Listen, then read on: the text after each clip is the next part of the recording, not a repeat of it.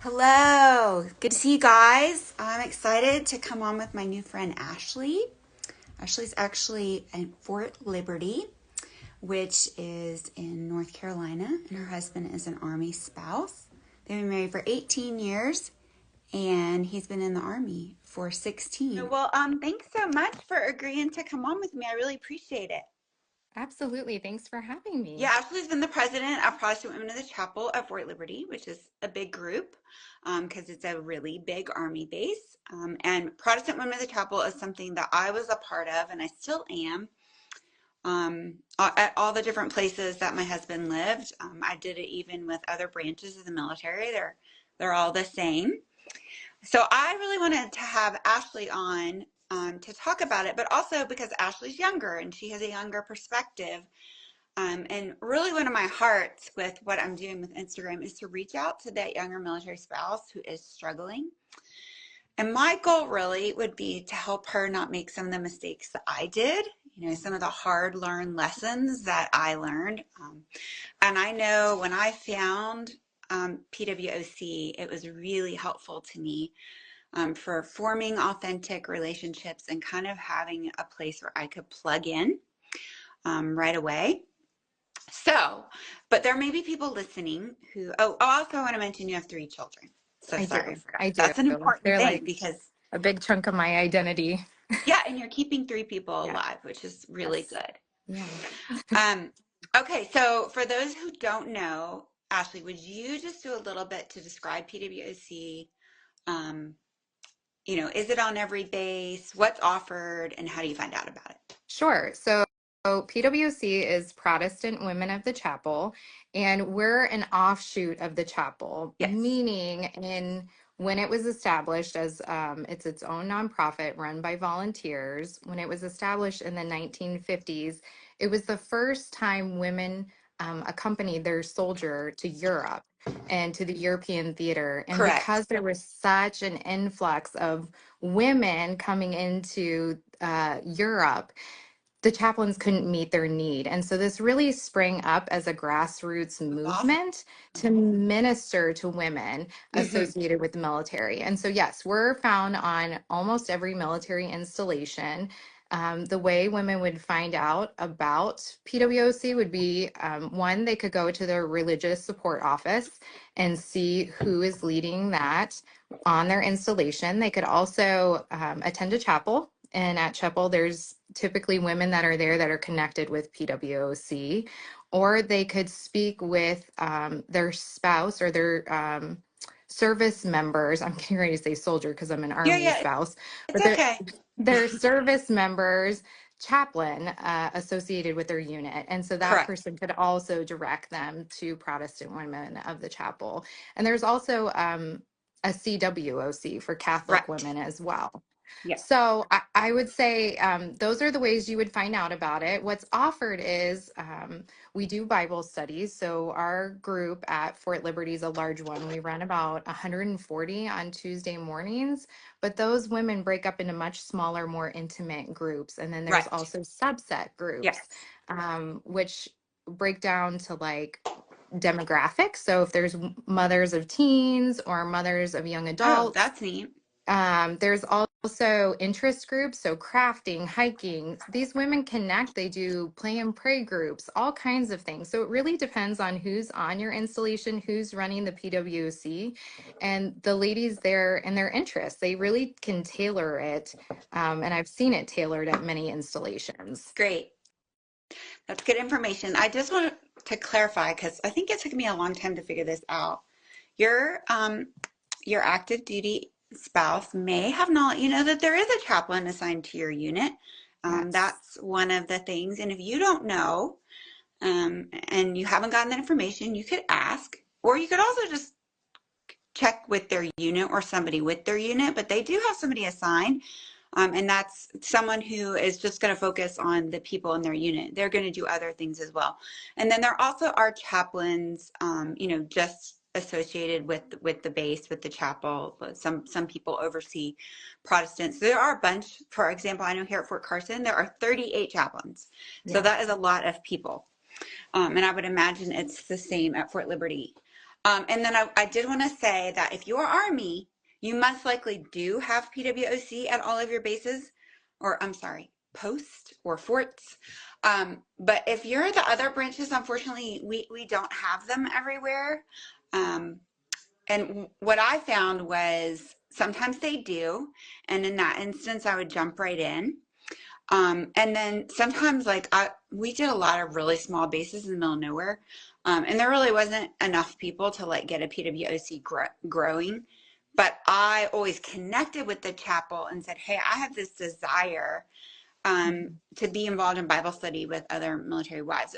I didn't do that often. Usually we tried to get a PWOC going, but I let the chapel know. And so anybody who came in and would call and say, hey, do you like have anything? They're like, oh yeah, you can reach out to Beth Runkle. She does stuff.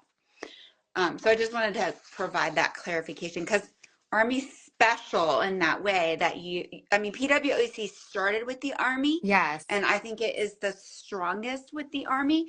And if I've got somebody who's like another branch of the military and you're kind of like, oh, we don't have as many. I think Air Force is decent. I think I've heard Navy, not as many.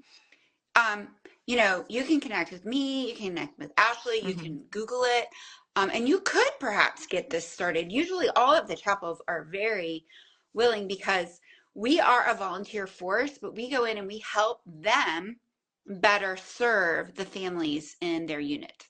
That's okay. Correct. So I wanted to talk to you about there's a lot of options for Bible study, right? So let's say I live off post and there's a Bible study right down the road. So my question for you is why do you think that you should go ahead and go on base to meet with other women? And there's not a right or wrong answer here. I don't want to say that, right? But I have a preference in this manner because I think we do live unusual lives as military spouses. So what is your thoughts about why they should go on base to do Bible study with military women rather than just right down the street? Right. So my husband hasn't always been a chaplain. We started our career in the infantry world, so much different. And at that time, we served in a church off post and attended Bible study there. Right. I went through a deployment and many TDYs while Joe was infantry. I'm currently in a deployment right now. He's overseas. But not And for so I much would longer, say right? not much longer next week. He comes back next week. So Lord willing. yes, Lord willing. You hold that very loosely.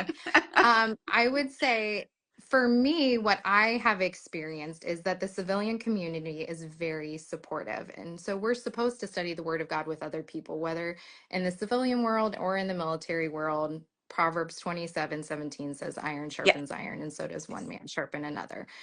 What I would say as a military spouse is that I have found, although the civilian world is so supportive of us and our culture and our lifestyle, I have found the most support when I'm surrounded by other women who understand what it feels like to go long amounts of times being separated from a spouse. They understand having to move every 2 to 3 years or whatever it may be at PCS. And they understand those weird military nuances that we experience and really can empathize with what you're feeling. Everybody's kind of in the same boat. So when you show up to Bible study and you know no one, they've all had that feeling before and Right. really understand and welcome anybody in, no matter what rank or age and in what season of life. And so I would say I would highly encourage PWOC because of that. Yeah. And I think too, within the military spouse community, there is more of an effort because we understand. We're like, you know what? I want your kids to come to my house today. You need a Hmm. break. You need some time by yourself. Not that someone as a civilian can't do that, but they might say, sure, would like to help you. Give me a call.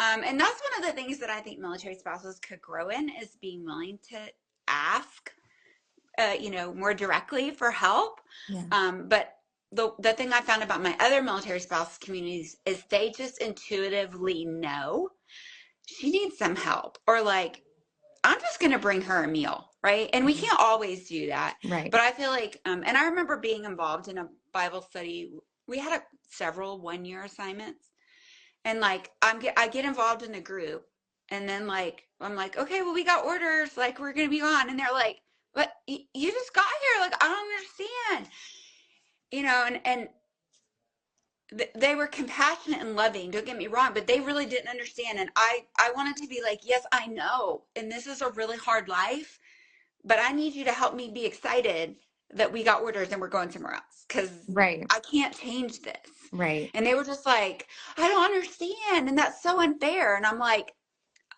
yes. But this is my life. Right. And I believe in God's sovereignty, that that yes, it was my husband who wore the uniform and served, but I believe he called me to that life as well. Right. So, all right, I want to talk to you about a big problem that I see. I actually think COVID made it worse. But a big problem that we have right now that people don't like to talk about a lot is loneliness. Mm. I think loneliness is an epidemic right now. And even statistically, the Surgeon General came out, I think it was 2 years ago, saying this is like one of our top problems of our country here in the United States. And not only is it a mental health problem, it is a physical health problem. And that's what was shocking to me, is to recognize how it affects all the different systems of our body, our cardiovascular system, and so they came out, and the way they articulated it speaks to the level of whatever problem this is. They said that loneliness is as dangerous to our physical health as if we were smoking 15 cigarettes a day. Mm. And most people that are our age, recognize, okay, smoking cigarettes is super dangerous. Like I wouldn't do that. That's really bad. Maybe the younger generations are vaping and they don't realize that's going to hurt them. So I think that PWOC can really help here with this problem of loneliness. But I think we have a different generation of Gen Z, where they have learned to interact with people. And I think it's partly because of COVID, right? I mean, for like at least 2 years, we didn't go anywhere. So how would you encourage a young military spouse who is still trying to figure out this military wife life thing, and she's unsure about coming to something like in person? She doesn't know anybody, but if she admits it, she's terribly lonely. But what she is comfortable with is like her device and connecting with people that way. And maybe even connecting with people from places that she's lived before, which isn't wrong. But I really believe that because we have this problem of loneliness, we need this in person. So how would you speak to her about being uncomfortable coming in person, and kind of, if she does come and try it, how does she really engage and not just show up and then leave?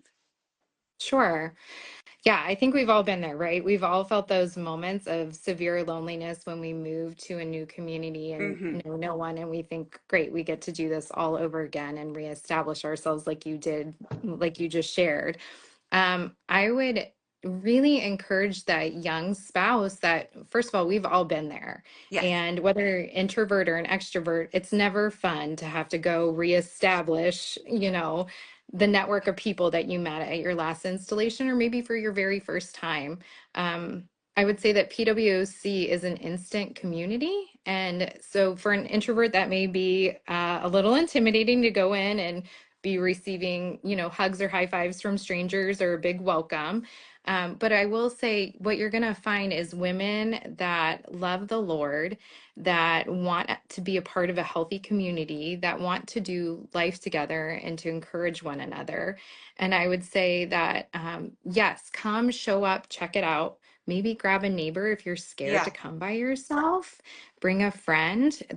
The more the merrier is really what I have found on installations, that we really just welcome Mm-hmm. everybody to come. And I've had people come with me before that they've decided that it's not the best community for them, and that's okay. Mm-hmm. I think it's okay to bring people and have them figure out that this community isn't for me, or it is. Right. But the ones that I have brought that have loved it have made lifelong friends, and that's really what you're going to find. And then furthermore, I would say that it's okay